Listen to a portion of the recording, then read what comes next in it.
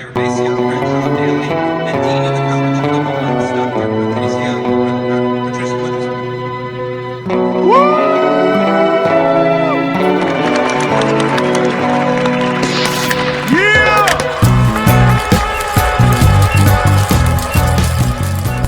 Live testing this equipment to see if it works. If you can see me and not just hear me, you can see TD Jakes in the back. I'll watch that in the morning to get my head right, get my spirit right. Because these devils, they be after you. So I'm opening my phone right now to start off with a preface to this podcast. And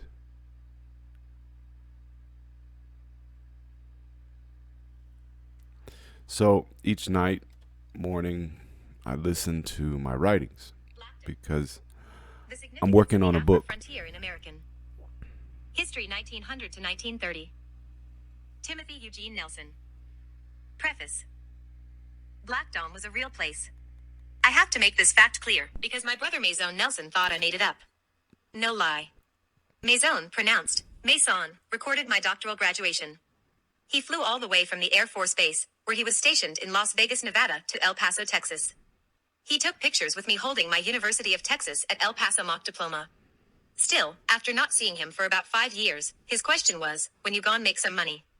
I graduated with a PhD in Borderland History on December 10th, 2015, with subfield expertise in African diasporic studies. To El Paso, to northern New Mexico, you're going to see that we all intersect in a beautiful way.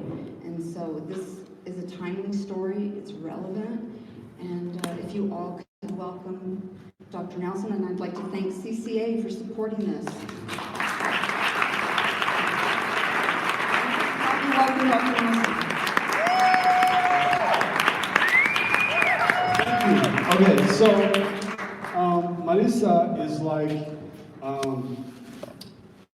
everything else. Like, you all wouldn't be here if it wasn't for her. I would just be the homeless dude that they kicked out of Dunkin' Donuts. If you're not familiar with Dunkin' Donuts incident, you'll read about it later. Okay, so today we're going to do a few things. Because we have this particular audience, we're going to do two things. We're going to use the Blackdom narrative so that we all can intersect at that point. And so that's what you're going to have now. However, we all come from different places to this intersection, so let's watch this first.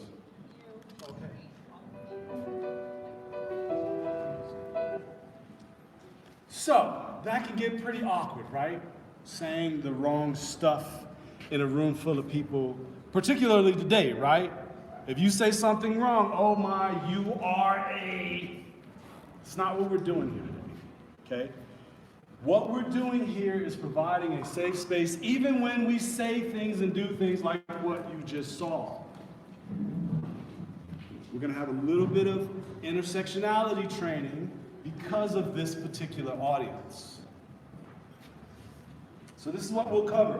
Please pull out your phones. We're going to have a few minutes for this. Please pull out your phones. Turn it on silent, but I want it on. Please raise your hand if you have unlimited service. Raise your hand if you have unlimited service. Okay, everyone raise your hand and then stand up, please. If you can. If you don't. Okay, so if you have unlimited service tonight, you're going to lend that privilege to everyone else who doesn't, because you're going to be a part of the experience. Okay, you may have a seat. You all see them? Okay, good. So this is what we're going to cover. Please turn your reader off. Race in Blackdom. It's called Blackdom. We're going to get to that in a minute. The Afro Frontier. To get my PhD, I had to write a dissertation, and it was on Blackdom. Within my dissertation was the theory of Afro-frontierism. That's what I'll be talking about at the Western History Conference. The Afro-frontier raise your hand if you're familiar with Frederick Jackson Turner's thesis, the frontier thesis. This is a new thesis. This is a frontier thesis from the perspective of black folks. Black, and I'm going to say non-Hispanic for a particular reason. You'll find out later, okay? And lastly, we're going to get to the point where we can at least begin a conversation here. Race doesn't exist.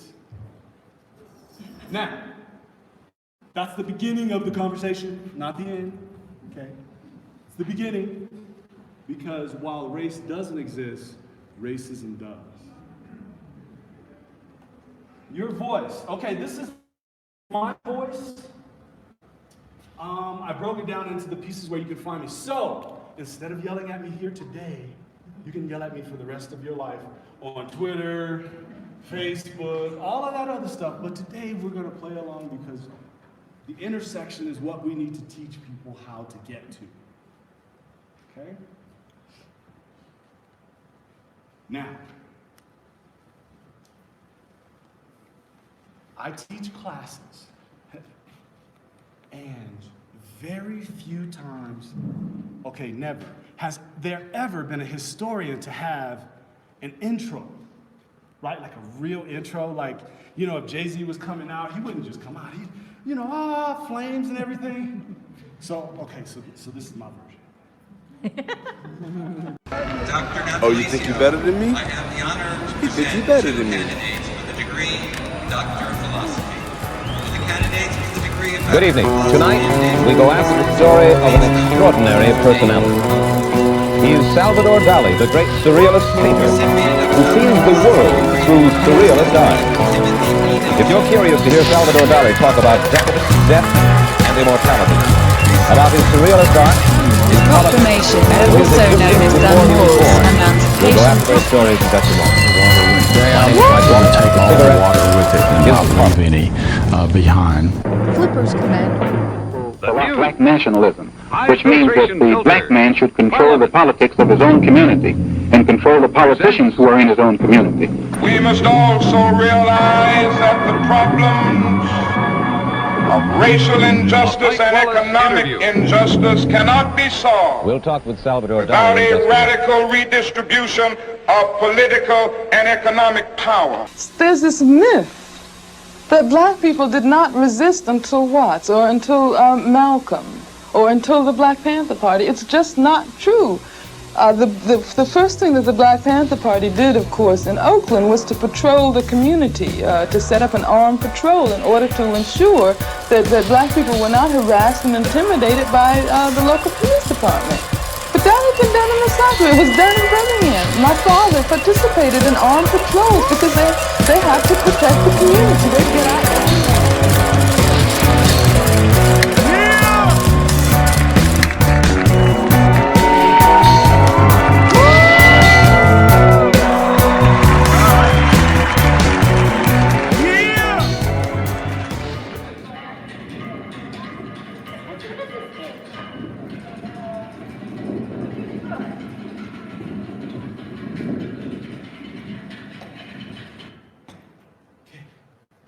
I want you to see that, particularly for the end, because the end, my little daughter, she's watching.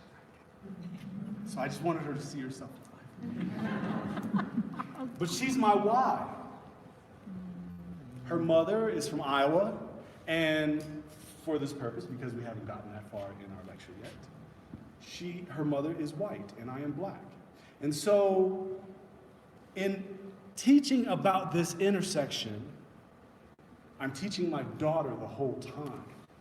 I'm helping her to understand this new world that she has to exist into. So this lesson is built with her in mind. You just get to participate. All right, so I get 10 volunteers if you know your ABCs. Raise your hand if you know your ABCs. Please stand if you know your ABCs.